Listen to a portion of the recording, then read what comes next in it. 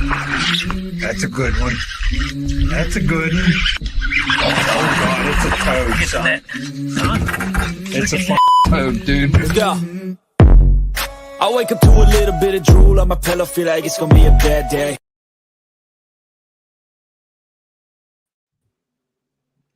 What is going on? Did you put let's go too? Oh, I just put let's go, so it sent it across Yeah, it all sends it to the everybody. platforms. Welcome back to Fishing Friday Live, everyone. We appreciate you guys joining us. I know we'll get more people tuning in as the seconds roll by. As you can see, it's just me by my lonesome here in the studio. Ben's out. He's a little under the weather. And Pete is enjoying himself down in sunny Tampa, Florida. Are you in Tampa, Pete? Yeah, Oh. Brandon, so just outside Tampa. Okay, right on. Maybe. Well, hey guys, before we jump into this, let's do our obligatory sponsor thank yous. First of all, thank you to One Cast Fishing for supporting the show. If you guys want to get your hands on those snagless jigs, weedless neds, soft plastics apparel, and all that good stuff, getting ready for this pre-spawn bite, head on over to onecastfishing.com. Use the code TheOneCast, save a little bit of money. We all know that everything's expensive, so anything that we can do to save you all some money, we want to do that. So use the code TheOneCast at onecastfishing.com. Save some money. Also, I'm rocking one of their hats right now. I know Pete's rocking some of their apparel. I think Pete's got one of the shirts on, if I'm not mistaken. CarolinaWatersNC.com. CarolinaWatersNC.com. Use the code TheOneCast and save some money at checkout. They got all lines of apparel from hats, UPF shirts, different things like that, not only to protect you from the UV rays, but there's a lot of stylish apparel that they have as well. They got hats that are specifically designed for people with long hair, such as females or dudes that are rocking man buns. So those are pretty cool. Those are a hot take at the Raleigh Fishing Show. So head on over to CarolinaWatersNC.com, get your hands on some of that apparel. Use the code TheOneCast. And then finally, if you guys are in the market, you're looking for a piece of property or a home or whatever the case may be, hit our buddy up, Eric Schwind at Mossy Oak Properties. He's got a ton of different varieties of rolling landscape, natural hills, wildlife, waterways, all that good stuff. If you guys are avid outdoorsmen or you just want to escape that concrete jungle and find a little peace, he'll help you out. So don't miss out on your opportunity to own your piece of paradise. Hit our buddy up, Eric Schwind, at 936-494-9686. Or you can email him at eschwind@mossyoakproperties.com. That's ESCHWIND at mossyoakproperties.com, and let him know that we sent you guys. We are in it. What's up, Pete? What's up, man? Can you hear me okay?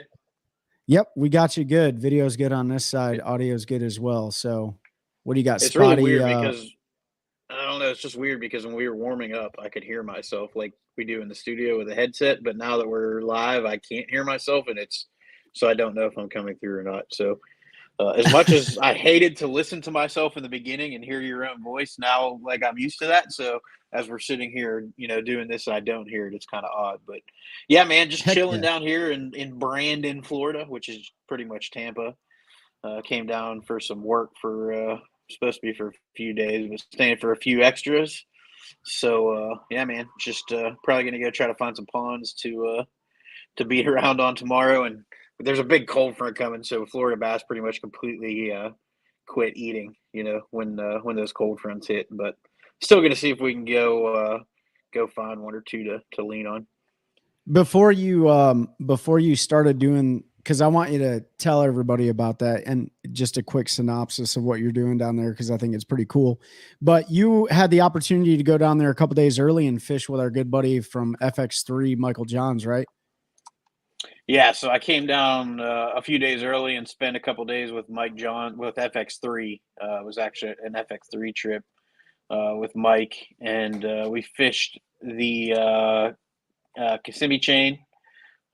And he was getting ready for the BFL down here. So spent some time on the water with him talking about FX3 and everything they've got going on, and then chasing a few fish. We caught a few. I lost one big one punching, which if you've never punched, that was my first time. And I can tell you it's like learning how to fish all over again.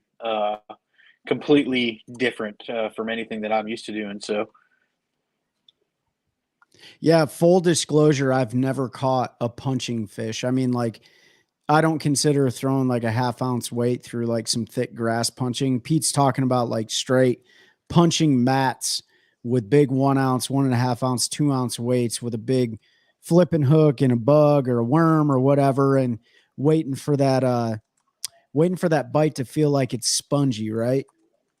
Yeah.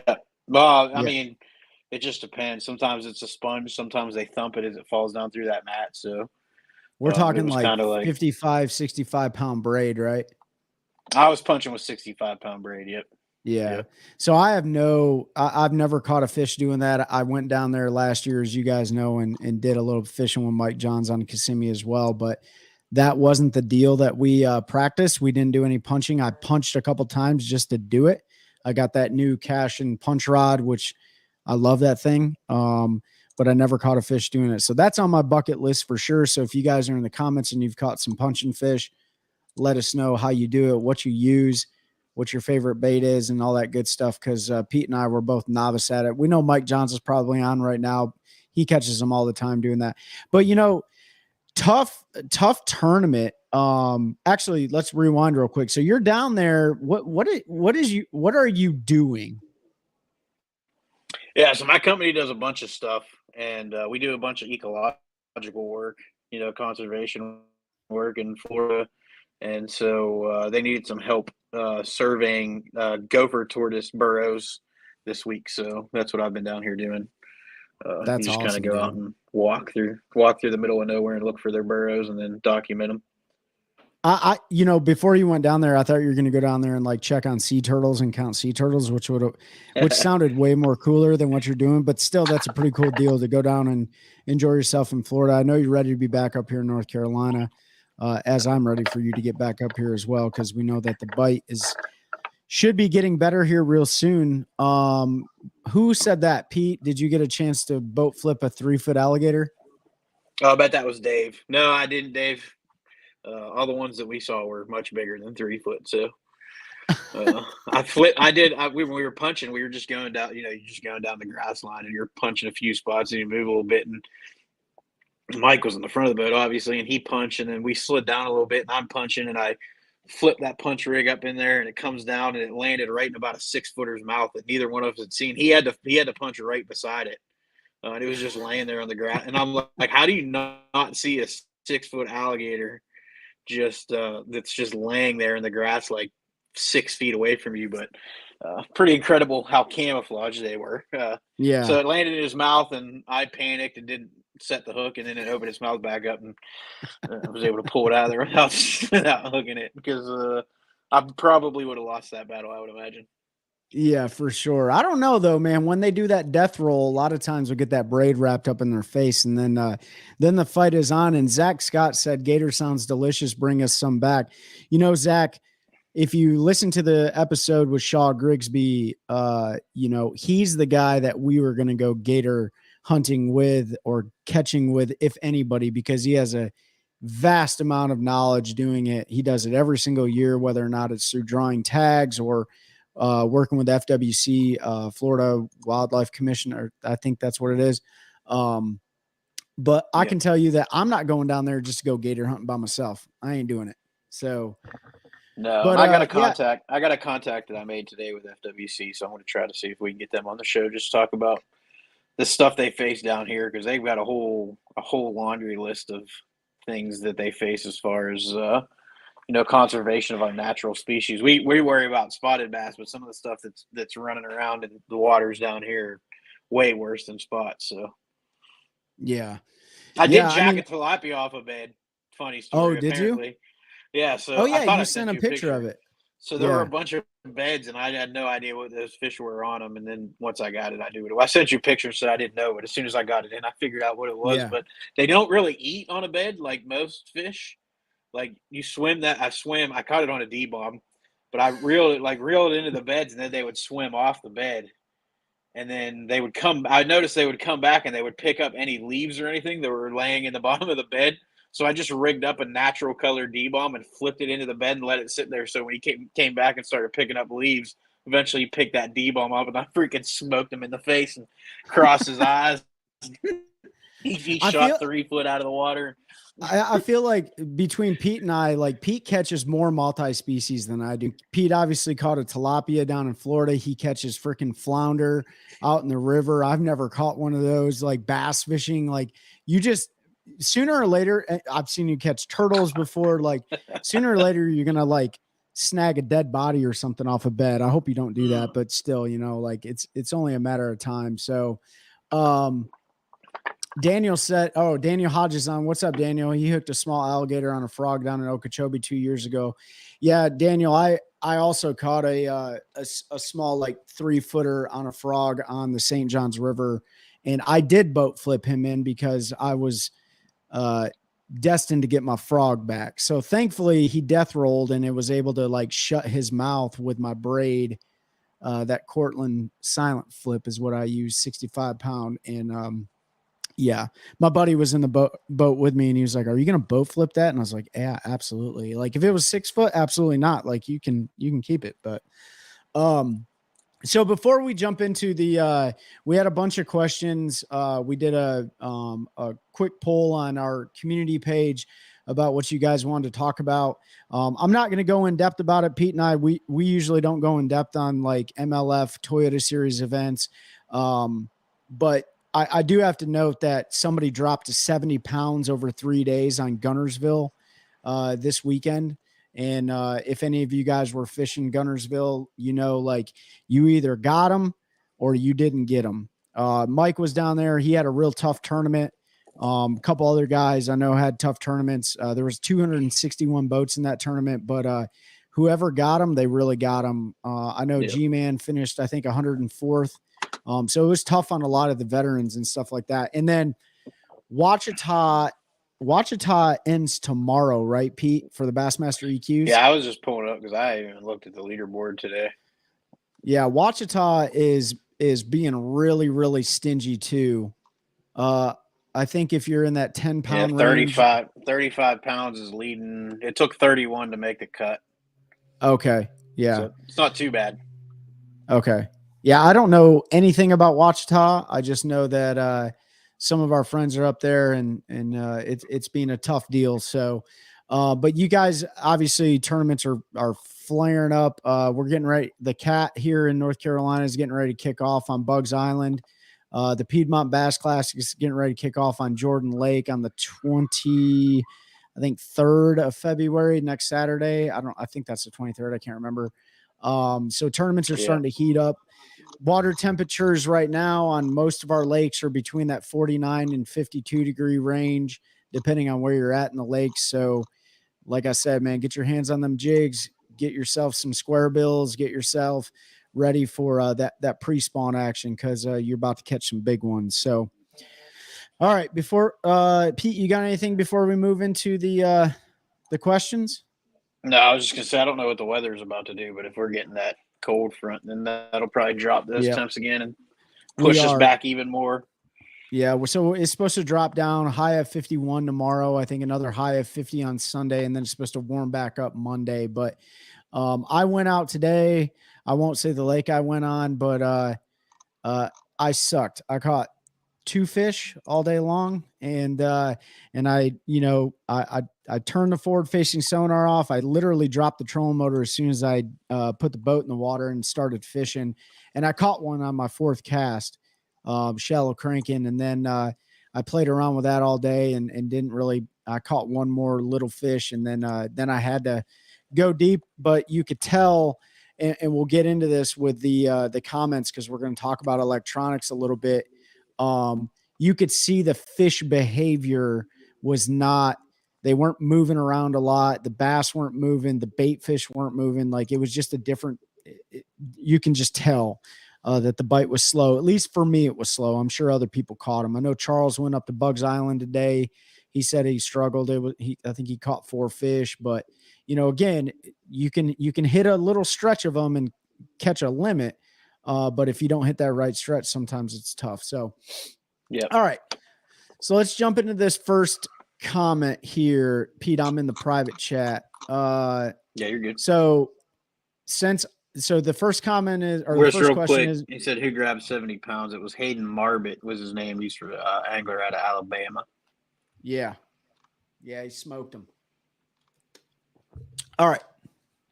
What's the, I don't know who sent this.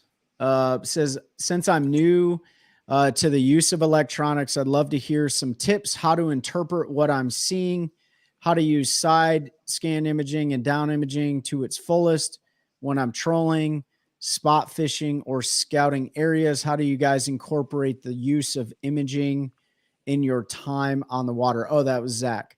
Pete, do you want to start off with that one? Yeah, so I'm using my side imaging first and foremost for anything that I'm going to fish offshore. Early spring, if I know the fish are shallow, then I don't really use my electronics at all, other than to use the map to identify those areas that I want to be in. But once they start to move out, then I'm using that to look for structure, or if I key in on if they're on rock, then I'm looking for rock piles. If they're on wood, I might look for offshore wood. A lot of people use side imaging to find fish. I don't really use it to find fish, but I'll use it to find structure. I'll see fish on there on occasion, but typically, if I can find that offshore structure where I know the fish are going to be, then I can use my 2D or down imaging to kind of dial in on that. So I'm gonna usually stay off of a point or something, 80, 100 feet, scan that with side imaging, see what's going on up there, see if there's any bait, see if there's any structure. And then depending on the lake, I might run over the top of it with 2D to see how the fish are set up. I know we do it a lot on one of our local lakes because they don't really seem to get too pushed off by you running over the top of them. So like we can run over the top and see if they're suspended or they're set up on the bottom, how they're kind of sitting there. And then that's how you know how to attack them from the beginning. And then like I said, with forward facing now, I'm side imaging, I'm finding structure offshore, and then I'm just going to drop the trolling motor and look at it with forward facing, and then I'll know if there's fish on it or not. Yeah. I'll stay in the private chat, Pete, if you want to go to the group chat and make sure like I don't jump over everyone, but I'll jump in Andrew? here. So use of electronics, I'd like to hear some more tips from Zach. So the first thing that I want to talk about is map cards. A lot of time, I think, we hear a lot about forward facing sonar and technology, but map imaging is probably the most useful tool when it comes to your electronics. So depending on what you have, if you have Humminbird, Lowrance, Garmin, Ray Marine, I don't know what you're using, right? But for me, I use Lowrance, and I run the CMAP reveal card. I have two of them, and I also have a Navionics card, the platinum one. But mapping is the most important. If you can't do anything else, like just learn how to read your map. The basic mapping that comes with these graphs doesn't have the contour lines that really break down the lake to show you those steep walls, those flats, artificial reefs that they plant in the lake, fish markers, marker buoys, all that stuff, channels. So the first thing I would say, Zach, is get really familiar on how to use a map. That's going to help you depict where the fish are most likely going to be based on the time of the year they're going to be, right? So we're going into pre-spawn. So I'm going to be looking at those channel swings that butt up to primary and secondary points where those fish can stage at to move back into the spawning pockets to drop their eggs. In the summertime, just like the fish move in, they're going to move back out and stage on a lot of those same spots. But instead of going to vertical structure after they spawn, a lot of times they'll go to your summer flats and things like that, or your ledges, because they're tired and they're, all that stuff. So mapping is, in my opinion, number one deal. And then when it comes to down scan imaging, I actually don't use down scan imaging. I use a lot of 2D. And you asked about what you're looking at. You got to play with your contrast and your settings on your graph. But usually on 2D, the more yellow it is, the more dense it is. If it's really thin and red, it's either a small fish or a stick on the bottom or whatever. But usually the more dense it is, the more yellow it's going to be. So you can see on 2D sonar fish lined up on the bottom, and sometimes it'll be like stumps and stuff like that, but you can really depict bass that are spread out on the bottom. Bass don't stack on top of each other like this, right? That's usually crappie and white perch. Bass will offset if they're suspended, and then if they're on the bottom, they'll be usually in like lines and scattered out. So but that is literally just playing around with your electronics. And like Pete said, side scan's a great way to get away from going over the top of those fish. Again, you got to play with your color palettes. I like the orange color palette and the blue color palette. That's what my eyes do best with picking fish out. And then on your side scan imaging, once you really get dialed in, you'll see shadows.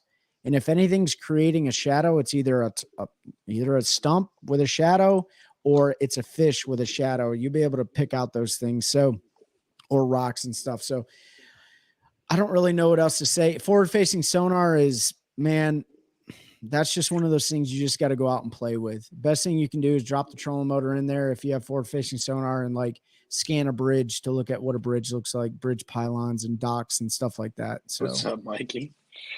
Yeah. David Fuchs said, Pete, do you think using side scan from a distance cuts down on the sonar that fish feel? I'm sure it does to some extent, but more for me, it's just about not going over the top of those fish, because a lot of times boats are running over the top of them, especially on lakes that they get a lot of pressure. When you run over the top of them, you'll push them to the bottom and shut down any bite you might have had.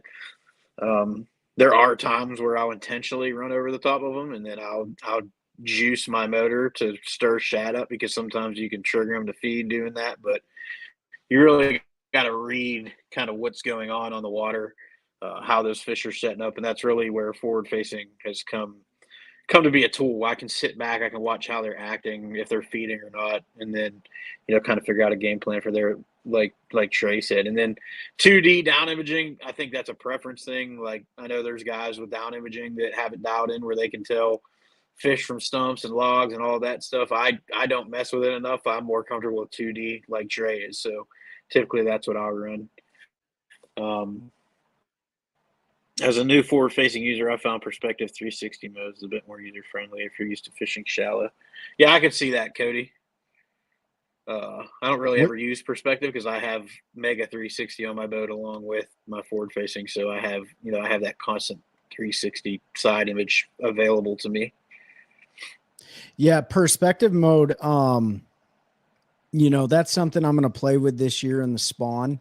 I see a lot of anglers doing that. They're using perspective mode, on spawning flats and stuff like that. I know it works really well in Florida. We saw Scott Martin doing it on Okeechobee. And a lot of guys do it, like around big trees, such as Santee Cooper and stuff. I don't know if they're necessarily using, I think they're using both forward facing and perspective mode, but,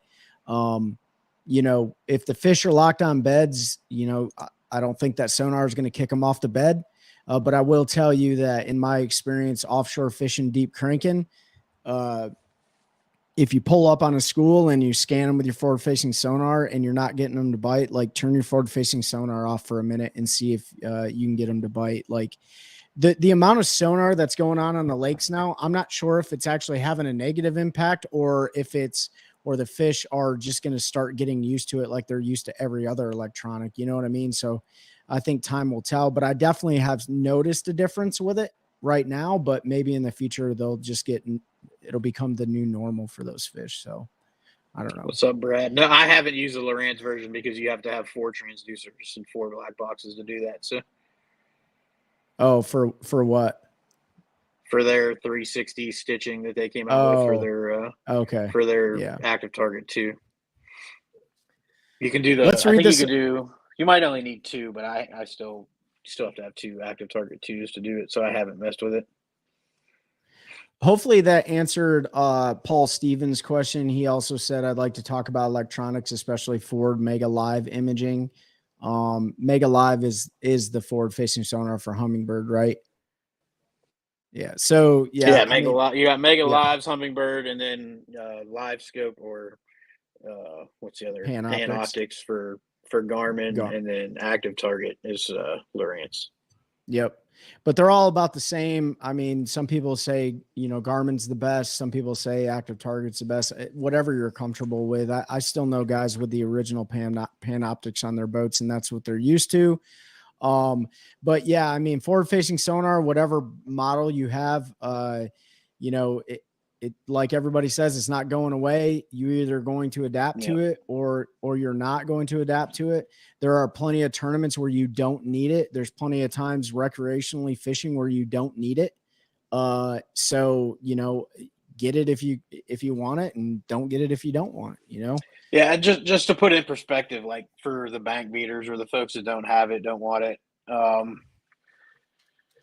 like those fish are going to push back to the banks. A lot of these fish that have been hiding out deep and have been getting hammered, haven't been getting hammered, are going to start moving. I don't care what anybody says. Eventually, this is going to have an effect on how fish set up and kind of where they're living. And take it for what it's worth, but Keith Carson had an absolutely terrible first event with the Bass Pro Tour, and he did not fish offshore forward facing like everybody else did. He went and fished a Toyota and used forward facing sonar and had a top 30 finish, and said he made a post on Facebook that said he doubts he'll make another cast at the bank this year. Now that he feels comfortable with forward facing sonar, he'll stay offshore doing that. So it's pushing people that don't even like to fish offshore because it's opening up our eyes to what's available out there. But in time, those fish are going to move, and there's always fish shallow. I mean, I fished Jordan and caught a lot of really big fish shallow before I knew anything about fishing offshore. When the water was 90 degrees, I was catching 5-pounders off laydowns in a foot of water. There's always going to be some fish shallow. So if you're a shallow guy and you want to do that, it's still available. You may not catch the numbers when you hear dudes come in and say they caught 60. You're probably not going to do that in the middle of the summer fishing shallow, but you're still going to go out there and catch some fish. So that's really what it's all about. There's a new live scope that goes really deep. Yeah, Tony, they released that at the same time as the LVS 34 or whatever the new one is, but it's finally starting to get more attention in the bass world. When it first came out, I said somebody will have this eventually. They designed it for offshore or for saltwater fishing in much deeper water. I think if you went and listened to our episode with from Angler's Choice, I think Corey Johnston had talked about putting one on his boat. I don't remember if he did in ours or another podcast, but the one thing I'll say with that, Tony, is if you haven't seen it, that transducer is gigantic. It's like almost triple the size of the normal live scope transducer. It's literally like that big in their little triangle shape that they do. Yeah, it's freaking giant. But I think you can see like 300 feet with it pretty clear. So, hey, you know what though? Like there are plenty of times of the year where you don't like. Sometimes the biggest fish are on the bank when they're spawning. So. If you're just fun fishing, it doesn't matter. I think that's where everyone gets so wrapped up. If you're a tournament angler and you want to stay competitive, and you're on the kind of water that you need a forward facing sonar to stay competitive, then you might want to get it. There are some bodies of water where forward facing sonar may just not be for you. If you're fishing 2 feet deep all the time, maybe that's just not the deal, but I mean, the thing is guys are getting so good with it now. I mean, they're using it to bed fish. I almost thought like, okay, if you can see a fish on the bed with your forward facing sonar, doesn't mean they have to be hooked in the mouth. You know what I mean? Yeah. Like, is that technically sight fishing now? I think, I believe they did right. I believe if you go and look at the rules, it actually says if you're fishing for bed fish, they have to be hooked in the mouth. So it covers whether you're visually fishing them or you're casting to them, because I think that question came up during the MLF debacle when they had all the cheating stuff going with catching the same fish 9 times in a day. And that was on Cayuga. Yeah, there was like 6 guys accused of stuff, and I think that came into question, and that's when a bunch of people pulled the rules, and it said basically basically that if you're bed fishing for a fish that you know is on the bed, then you have to hook them in the mouth. We did have one more electronics question I want to go into real quick before we go into more rabbit holes and stuff. But Paul Stevens asked he wanted us to talk about or no, I'm sorry, Zach Zach Gajewski. Gajewski. I'm not sure how to say your last name, Zach. I'm sure I butchered it. I'm sorry. Zach G. He wanted us to talk about graphs, which we did, and how to get close to live scope without emptying all your pockets to get one. You're not going to get close to live scope without emptying your pockets to get a live scope. You can fish with 2D vertically and watch your bait drop on fish and see fish. There's delay in their reactions and all of that, but you can do that. We've been doing it for a long time up north, growing up there, drop shot and smallmouth and stuff vertically, where we can watch our baits fall down to them and then move and react to it. It's not instant feedback. It's not real time, but you can cheat the system with your 2D if you get it dialed in right. And you need something with like a chirp 2D. I'm going to use Hummingbird technology because that's what I'm familiar with, which is a much higher frequency and a higher ping rate. So it pings fast enough to where you can see those returns. I agree with you on that, Pete. Like the way my forward facing sonar happened before I had forward facing sonar was using 2D on Lake Norman and fishing for spots. And Zach G, that's probably the best advice like I could give you if you want to fish with 2D. Either find a place that's full of smallmouth or find a place that's full of spots.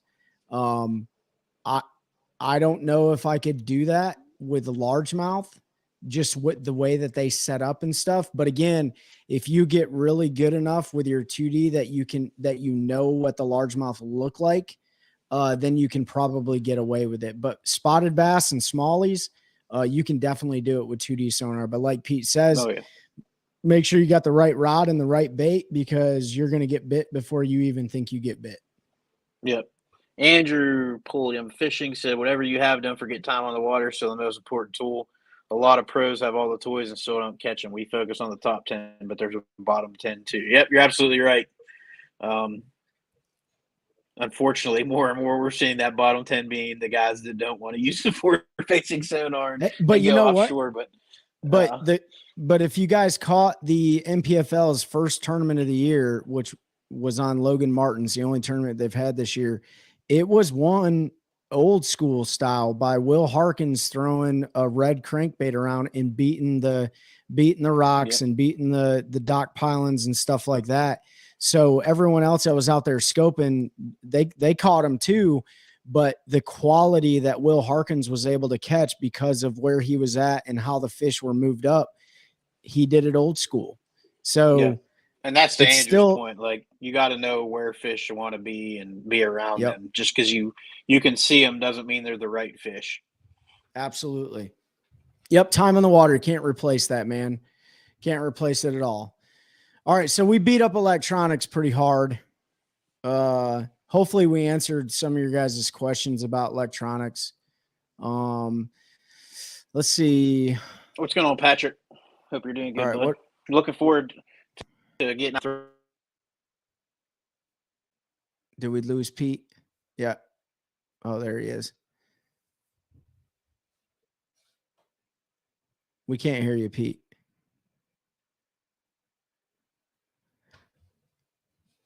All right. So we're going to move.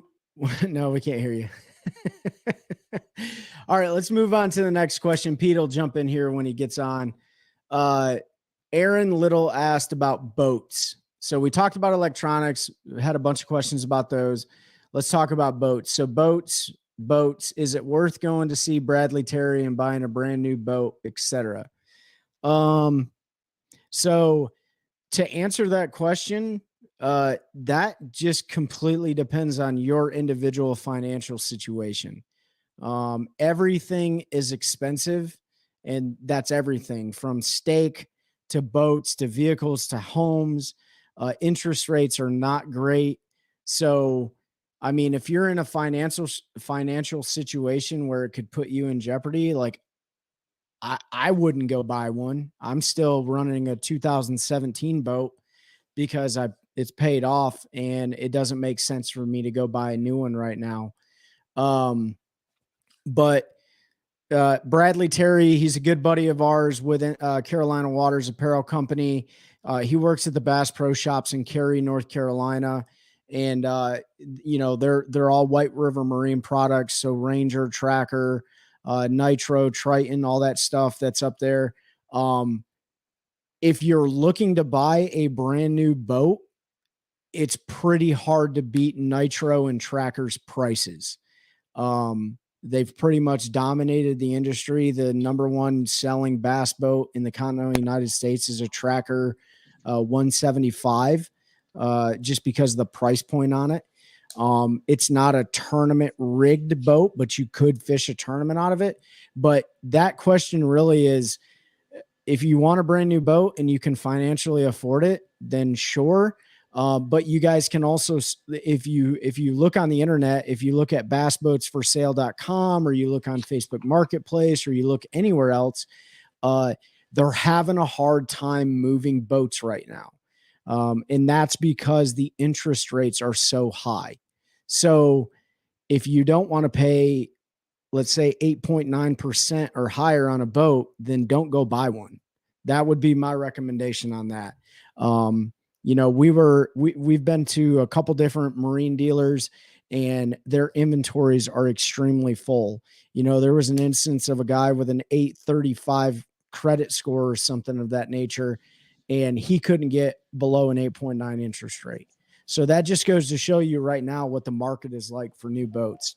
So Aaron, How about Yep, we got you now, Pete. My wife tried to FaceTime me and it threw everything off. Sorry about that. Dadgummit, Chelsea. But yeah, I mean, that's, if you can afford it and it doesn't put yourself or your family in jeopardy, sure, go buy one. But if not, hold of what you got. I don't know, Pete, you got anything on buying a new boat? Brad, I absolutely love you. All of our friends that sell boats, I absolutely love you. But unless you can pay cash for a new boat right now, don't buy one.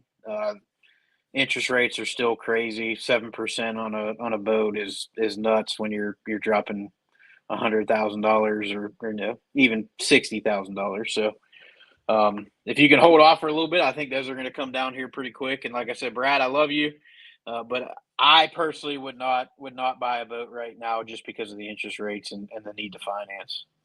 Yeah.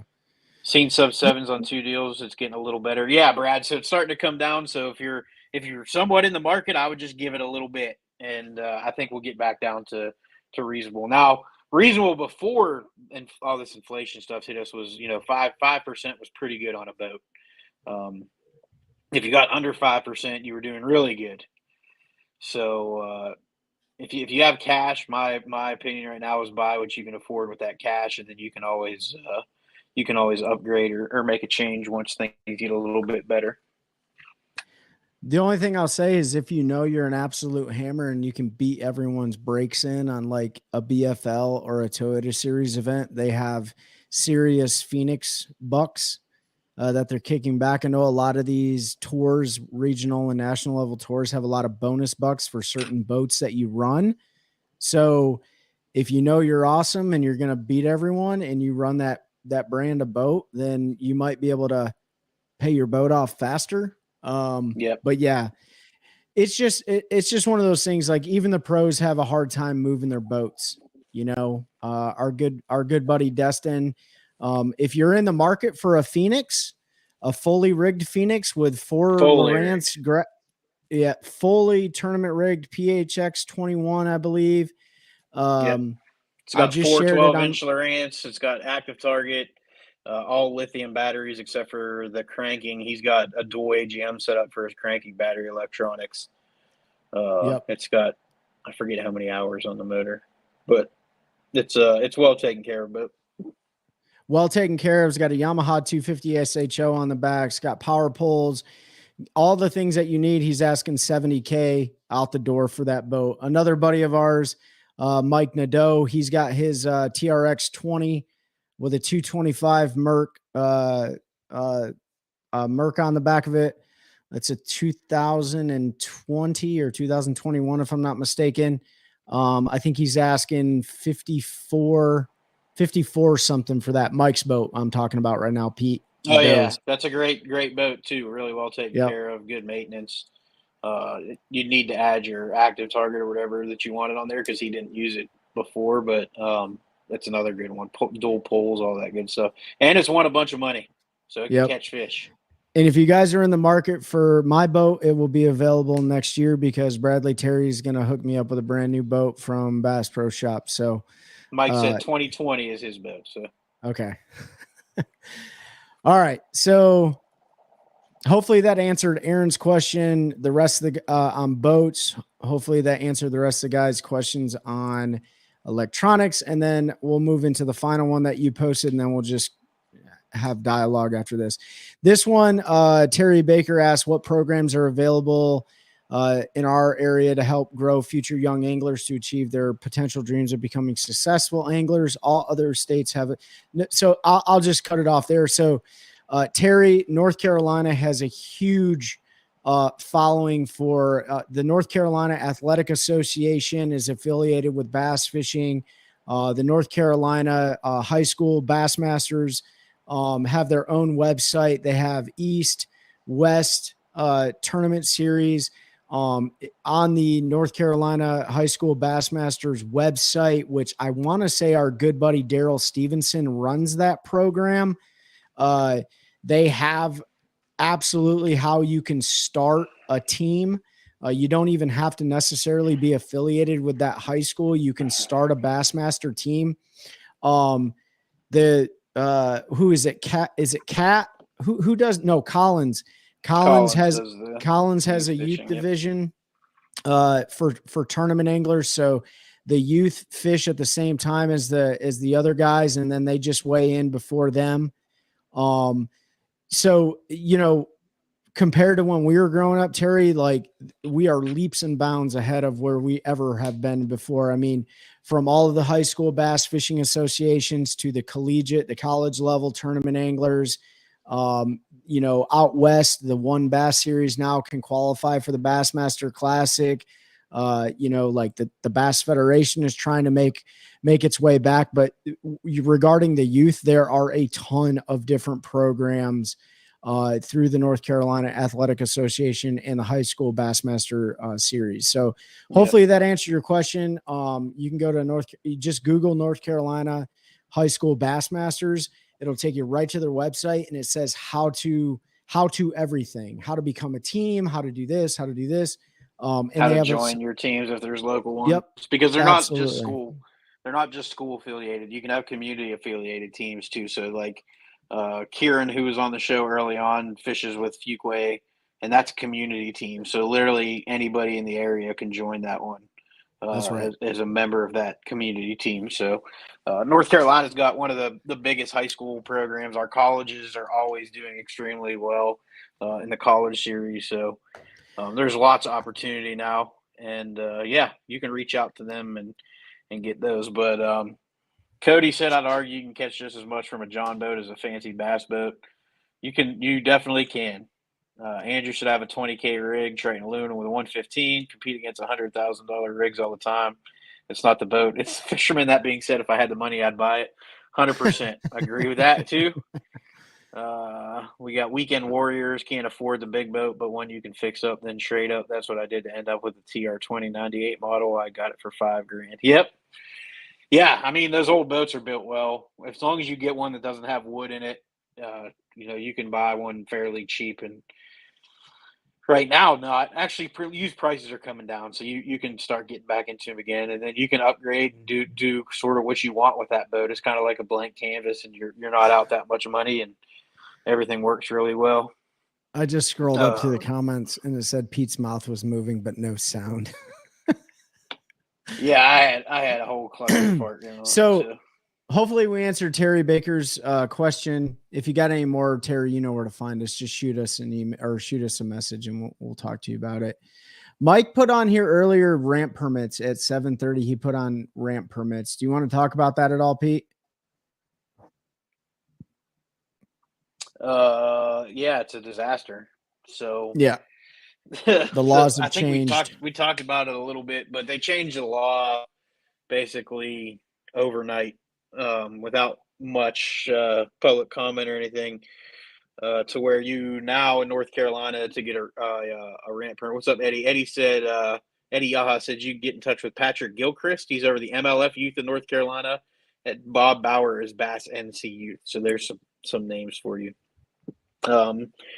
But the ramp permit, so you used to be able to get those a year in advance.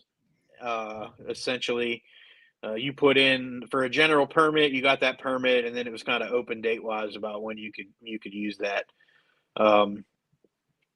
Now you can't get a permit until 90 days before your event, and it's essentially coming down to first come first serve. So what upsets me the most about this whole situation is a lot of this is because of pleasure boaters, and I'm not. If you like to go out and ride your pleasure boat, that's cool. Complaining about the ramps being full on Saturday mornings and stuff with tournaments, and that's awesome. But I don't know a single pleasure boater that's ever put a dime into that ramp maintenance, into conserving the waterways, or to any of that. We do it when we buy our fishing license every year.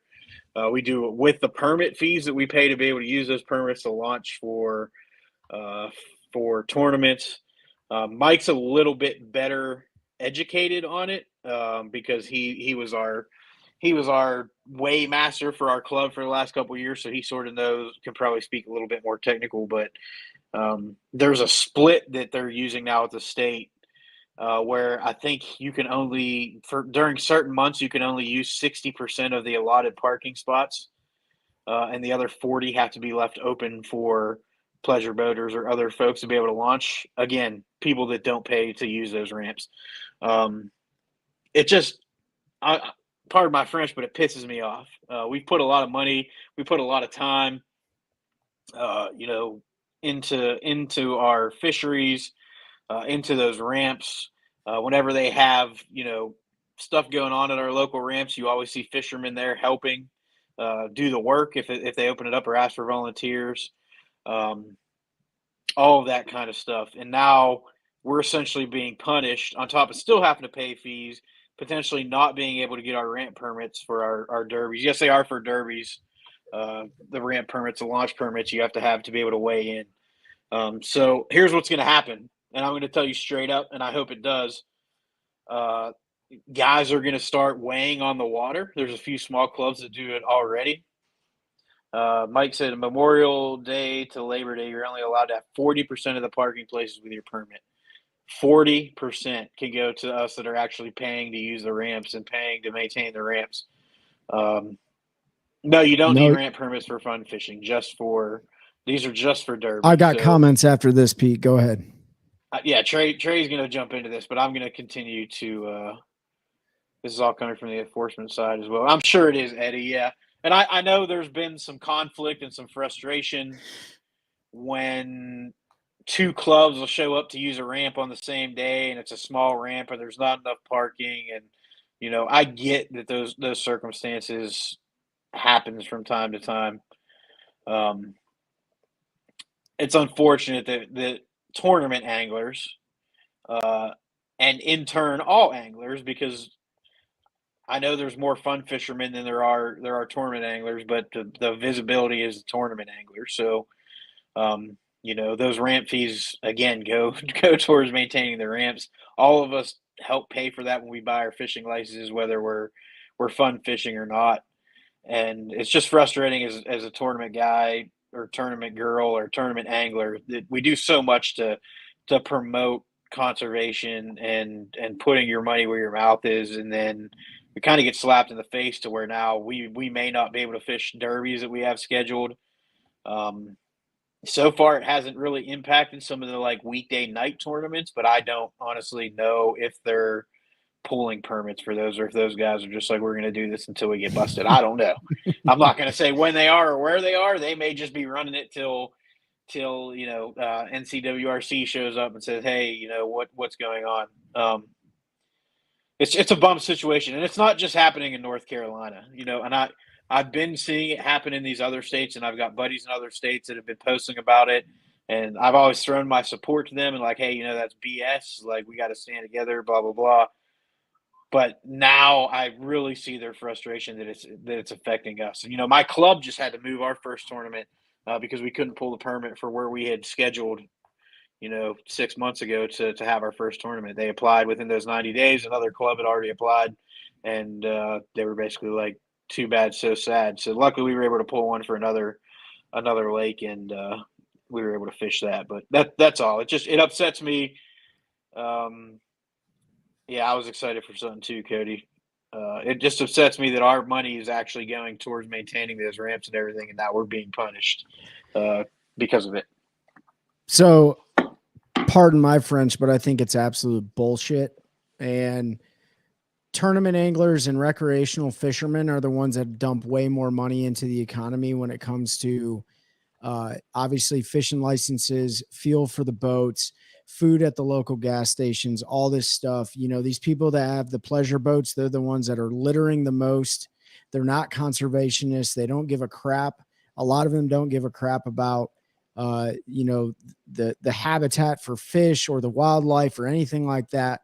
They're the ones that tend to have the most boating accidents, the ones that tend to get in trouble the most on the water with alcohol-related incidents and all this other stuff. And so it drives me nuts, and not just for tournament anglers, just for recreational fishermen, that now you can only use a certain percentage of the ramp. I would submit that everybody show up at one of the ramps at the same day and say you're all fun fishing. You know what I mean? And just block all the damn parking spots, because every single one of these guys, they use their boats maybe 2-3 days out of the freaking year. And they want to complain about it. So it drives me nuts too, man. I think it's a bunch of bull crap. But until anglers band together, I just think there's more money. Like, the people on the recreational boater side are probably more rich than we are. So they can probably lobby a little bit better than we can. But it's just something that it's just stupid. I mean, just like Pete said, they're never out there helping wildlife plant grass and make the ecosystem better. They're not volunteering for lake cleanup duty and taking care of the trash that all those guys dump on the shorelines and that's floating in the water. They don't do any of that stuff. Yet we get punished for it. So it'll be interesting to see the way that this in the future tournament deals run. And if anglers are actually going to get pissed about it and then take it in front of legislation or something like that. I don't know. The last thing I'll add is I've never seen a wake boat stop to pick up trash floating in the lake, but I've seen a lot of bass boats do it. So take it for what it's worth. Yeah. I also don't see wake boats stopping and towing somebody back to the ramp because they're broken down in the middle of the lake either, so there's that, but anyways, I mean, if you're a pleasure boater, if you're a pleasure boater, I got it, man. Like, do your Good thing. for you. Your lake life. Yeah. Everybody's entitled to having fun on the water, but I just think it's gotten a little ridiculous. All right. Charles said Cracker Barrel parking lot is always full too. Can we change the laws for that? I don't have to wait for a table. Oh yeah. I don't know, Charles. Let's start an online movement and see if we can get them to reserve some Cracker Barrel tables just for us. Hey, so just for all the guys in the local area, for all the tournaments that are going on, if you're going to recreationally fish and you're not part of that tournament, just go to that lake anyways, so you can soak up all the other parking spots, so that 40% is only used by the tournament anglers, dude. So whatever. I don't know. The lake lice got to have their spots, bro. Yeah. They're going to catch a 1/4 ounce, a 3/4 ounce to the face too. But anyways, yeah. So we got about 5 minutes left. Fire your questions at us. Anything you guys want to talk about. We talked about electronics. We talked about buying a boat. Bradley Terry's on here. If you guys are in the market for a boat, we talked about Mike Nadeau. He's got his TRX 20 for sale. Our buddy Destin DeMarion up in Pennsylvania has got his Phoenix for sale. My boat will probably come up for sale next year. It's very well taken care of. You can ask Pete about that. Go see Bradley at Cary Bass Pro Shops. He's got good, some good stuff up there. Although What, it's the first year we're team tournament fishing out of it some, so there might be some brown stains in the live well if I got to go bad enough. But there's brown stains in the live well right now. Trust me. We put some it's a big fish. hydrowave. Talk about it, Jeff. I can't talk about it. I don't own one, and I don't either. I You don't. talking about I've the heard KVD good. hydrowave? Well, he has his own version, but there's their own. This TH Marine has Oh it, yeah, but TH Marine hydrowave. Yeah, that's right. I I don't have one. I've heard good things about it, and I've talked to some of the elite guys who pretty much all have them on their boat, and time and place. Some of them feel like it spooks fish more than it helps in certain situations. When Harvey was on our show, if you go listen to him, um, he says he doesn't feel like it's ever really helped him catch fish, but he also doesn't think it's hurt him. He'll turn it on just to make a bunch of noise when he's fishing shallow to see how spooky their fish are, and then he knows tournament day kind of how he has to approach things, so he uses it sort of as a practice tool. I don't know. Maybe that. Go ahead. Maybe the hydrowave will work better now that everyone's pinging them with forward facing sonar. I don't know. Maybe it'll offset the I know lots of guys with them. Some of them say they work great. Others say it was a waste of money and it's just on their boat and they turn it on every once in a while just to turn it on. So, yeah, I don't know. It's almost like scent on your bait. You know, some guys swear by scent on your bait or dipping things in chartreuse, and some guys are like, I don't need it. Some guys are like, banana in the boat, no banana in the boat. I don't know. If it works for you, it works for you. But I'd be curious to take a poll from how many guys have hydrowaves that have actually zeroed during a day of fishing or during a tournament, you know? So, because I guarantee you, every single person on here, they've had to zero before. What do you guys think about the water drop at Jordan and the effect on the base? The base? The bass. I think he meant bass. Just a mistake. Oh, the bass. It's yeah. I mean, it's just dropping the normal pool. I mean, it's not really having any effect on them. That lake's up and down because it's a flood control lake. So, I mean, it'll change where they set up, and it depends on the time of year, that kind of stuff. But overall, it's not going to have any effect on the spawn or anything. It's way too early for that to impact. Now there was Trey. We talked to Corey about it, and we saw it ourselves. And I can't remember when it was. It was 2021 maybe, where the fish on Jordan didn't end up spawning till like mid-June. Because we had lots of rain, no rain. The lake level was up and down, and they just couldn't get comfortable bedding anywhere because of the changing water conditions, and so they held and didn't spawn till like mid-June, and that was confirmed by state biologists who said, you know, if those water levels are fluctuating. Yeah, Brad said 2021. If they're fluctuating while they're trying to move up onto beds, it can push it. But when it dropped to its lowest ever a couple months ago, I mean that was just winter pool. Those fish just pushed a little bit deeper and kept feeding. It's going to have no impact on the spawn. Yeah, I mean, the water level is just a little low right now, but the water level, like Pete said, in the spawn, up and down is really bad. But the one thing to always pay attention to, and I haven't seen it this year on Jordan or Falls or Harris or anything, I haven't seen a shad kill. So a few years ago, there was a massive shad kill, if everyone remembers. I think it was like 4 or 5 years ago. Harris. Maybe. It was on Harris. I mean, yep.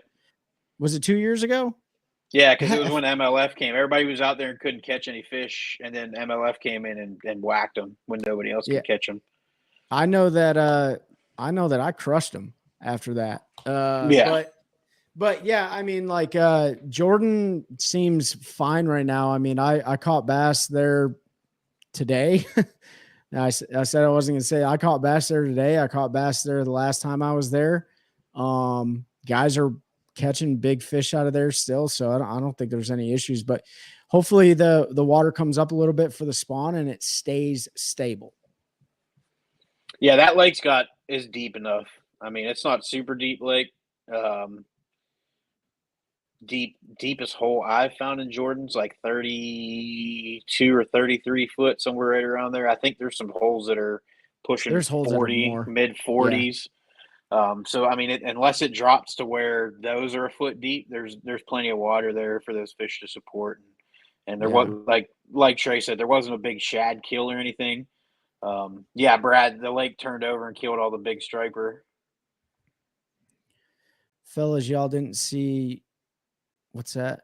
Pool is 216. We Yeah, we that's did what. see that, bud. What I'm saying is, it's not going to have any effect on the fish. It's not going to change anything. It's back to full pool now. It was almost 10 foot high 3 weeks ago. Yep. We got all that rain and pushed it back up. So Now, if it bottoms out, like, and it goes down to like 210 or something during, the end of March and April, then yeah, it'll probably have an issue.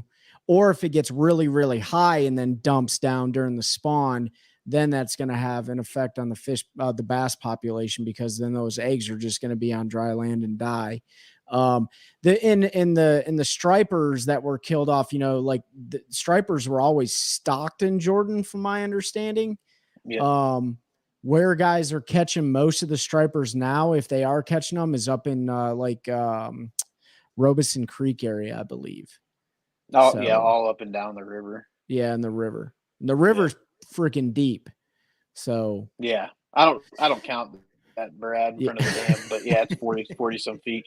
That's not part of the lake. That's the river, but that's the river. But yeah, so like Trey said, like, as long as it's stable, it could be during the spawn, it could be 22 feet low. I'm just throwing a crazy number out there. As long as that water is stable, those fish are going to push up to wherever they can find shallow. They're going to spawn. The eggs are going to hatch in 3 days after they lay them and fertilize them. The males are going to guard them, and it'll be perfectly fine. Now, if it's high, they spawn and then they drop it 2 feet overnight, you might see some of those beds get destroyed and lose some of those eggs. Yeah. The incubation period, I think, is 3 days, which I just said. That could be wrong. I need to double check that, and I'm going to do it right now. I think it is 3 days, but I also think that the weather has a lot to do with it too. The other thing, 2 to 5 days if they have consistent water temperatures between 65 and 75 degrees. Yeah. So anywhere 2 to 5 days. The other thing to remember about Jordan too is it's one of the most fertile lakes that we have in North Carolina, which is the reason why it was one of the 3 lakes that was chosen for the F1 bass introduction. So Norman Gaston in Jordan. So yep. Norman being the least fertile, Gaston being middle of the pack, and then Jordan being the most fertile. So from a fertility standpoint, in the amount of forage, in the cover and all that stuff, Jordan has it. But again, we see guys, you might be worried about the spawn, but we see guys killing 7-8 pounders during summer tournaments on Jordan, and guys are still whacking 30 pounds out of that lake. So I'm not saying go kill the bass in the summertime. I'm just saying, like, I don't think you're going to see a massive effect on the bass in Jordan right now. All right. What else do we got? Fire it off. Couple more minutes. Fire it off. What you got? I froze there for a second. What I missed? You didn't miss anything other than my daughter getting her nose pierced today for her 16th birthday. I saw it. Did you end the stream, or are we still live? No, we're still live. Oh yeah, I saw your daughter got her nose pierced. So. Yeah. Happy birthday to Jenna. 6 to big 16. Big 16, party man. Tomorrow, which I unfortunately am missing. I know Chelsea will be there. So I got shotting this time of year. Drop shotting this time of year. How long do they carry eggs? How long do they carry eggs? I don't know. I mean, they're carrying eggs now, so they usually start to form their eggs in September, in February, and then they'll carry them until they spawn. So, what's that? 3 or 4 months. Drop shotting this time of year? I don't know. I don't drop shot this time of year. I don't either. I know there's guys that do. I think that was Jeff that asked that question. Yeah, Jeff Horner. If I was going to drop shot anywhere, it'd be on a bright bluebird sky day on a brush pile that was a staging area for pre-spawn. That's probably where I would drop shot. But I mean, you could probably get away with it anywhere. I mean, you can drop shot in the spawn, so I'm ready to crank and throw a big worm. Today on a drop shot, Charles said. Oh yeah, Me yeah. too, Brad. Well, Me too. Charles, you were also on Bugs Island, which those fish act very different on freaking Bugs Island. But yes, drop shotting. That lake is filled with brush piles and offshore structure and stuff like that. Uh, Yep. I mean, drop shotting it, like if you guys are into the forward facing sonar game, like you got guys hover rigging and Demiki rigging, and drop shotting is same deal. You know, you keep that bait in the strike zone for a really long period of time, whether or not you're using a worm or using a soft plastic or, what do I use?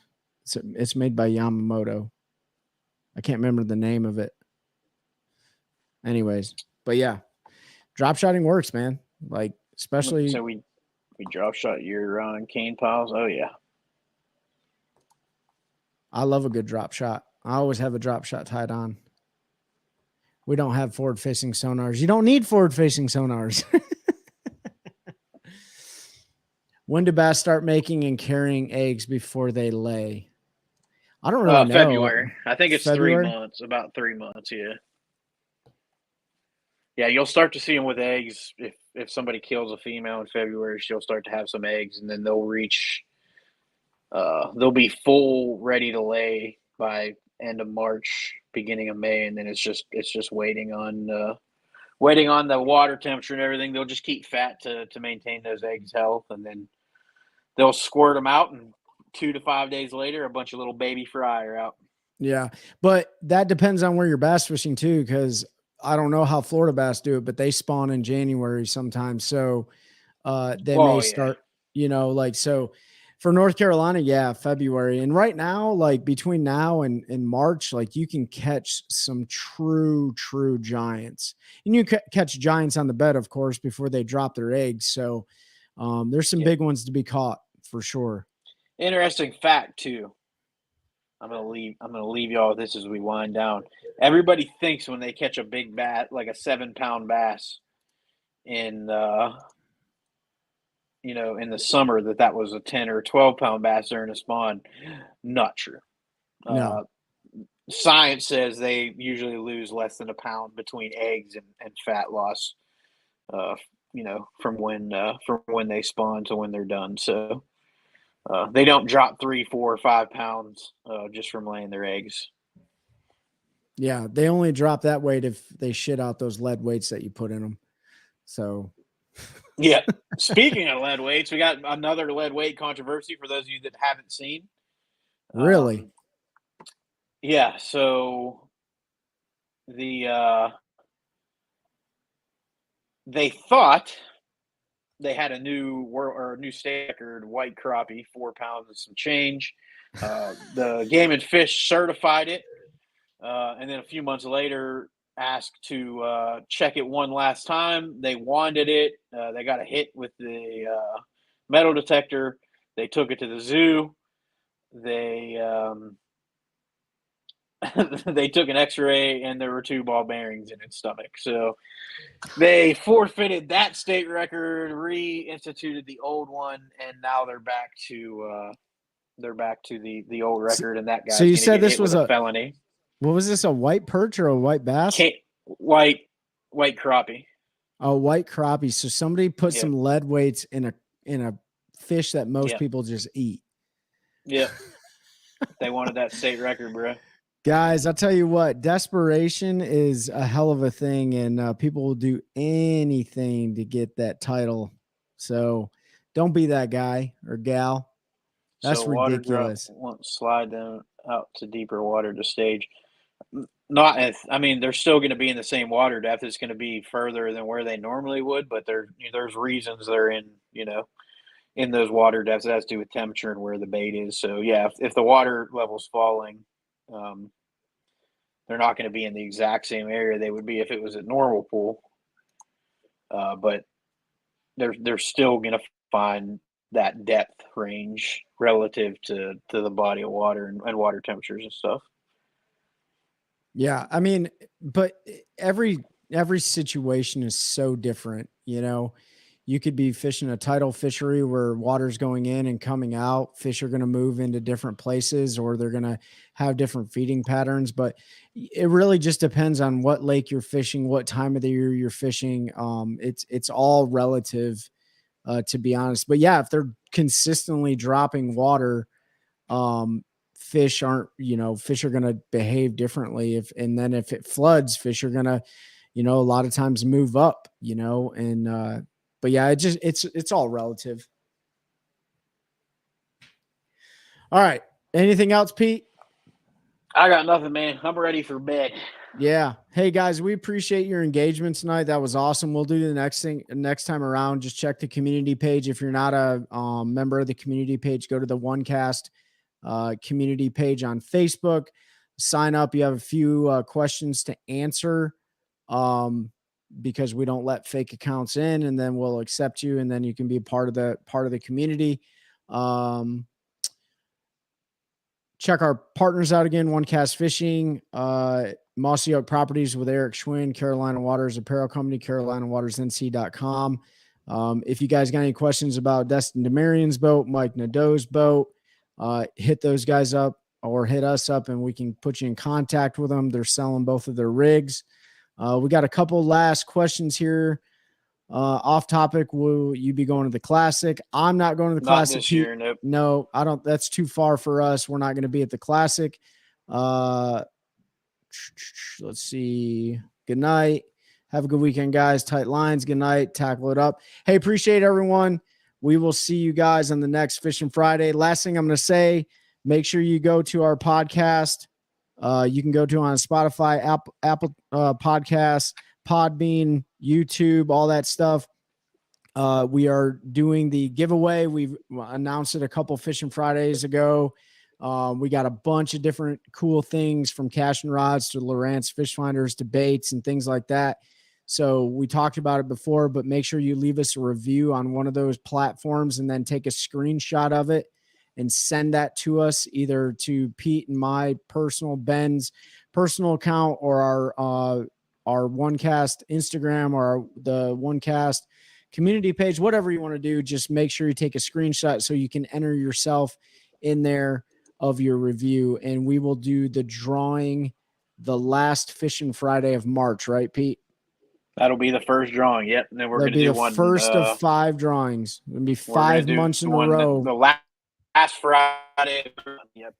So you only need to do one review, send it to us, and that'll enter you in all of them. So awesome. All right, Pete. Let's say goodnight to our friends. Thank you guys for helping us to continue to grow a culture of anglers, helping anglers one cast at a time, and we'll see you on the next episode. That's a good one. That's a good one. Oh God, it's a toad, son. It's a toad, dude. Let's go. I wake up to a little bit of drool on my pillow, feel like it's gonna be a